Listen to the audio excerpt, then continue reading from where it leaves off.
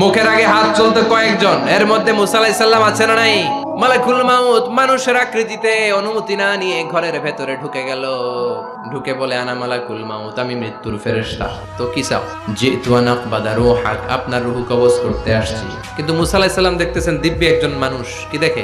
আবার সালাম দেয় নাই, অনুমতি নিয়েও ঢুকে নাই। ও মিয়া, অনুমতি নিয়ে ঘরে ঢোকার দরকার আছে না নাই? মুসা আলাইহিস সালামের মেজাজ বড় গরম। উনি বললেন, কি করবি? কয়, আপনারে মারবো। কয়, এদিকে আয়। মালাকুল মাউত মনে মনে ভাবে, এতদিন সব মানুষগুলো আমারে দেখলে দিত দৌড়, আজকে মনে হয় আমারে দিতে হবে দৌড়। এক পা আগায় দুই পা পেছায় সাহস করে সামনে গেলেন। আবার মুসা আলাইহিস সালাম দিলেন এরকম থাপ্পড়।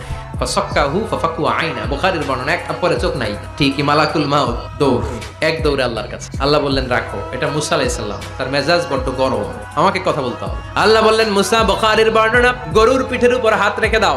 রাখা হলো। তোমার হাতের নিচে গরুর যত পশম, প্রত্যেক পশমের বিনিময়ে এক এক বছর করে হায়াত বাড়িয়ে দিলাম। মুসা আলাইহিস সালাম অনেক চালাক নয়, উনি বললেন, আল্লাহ, আমার হাতের নিচে যদি গরুর 2000 পশম থাকে, তার মানে 2000 বছর হায়াত বাড়িয়ে দিলেন, কিন্তু এক্সট্রা হায়াত যখন শেষ হয়ে যাবে এরপরে কি হবে? আগে ওইটা বলেন। আল্লাহ বললেন, সুম্মাল মাউত, তারপরে তো মুসা মরতেই হবে, আসতেই হবে। সাইয়েদনা মুসা আলাইহিস সালাম বললেন, ফাল আনা, তাহলে আর দেরির দরকার নাই, এখনই আমি আপনার কাছে চলে যেতে চাই। মালাকুল মাউত মুসা আলাইহিস সালামের রূহ নিয়ে উড়াল দিলেন। সুবহানাল্লাহ। বাঁচতে পারছে?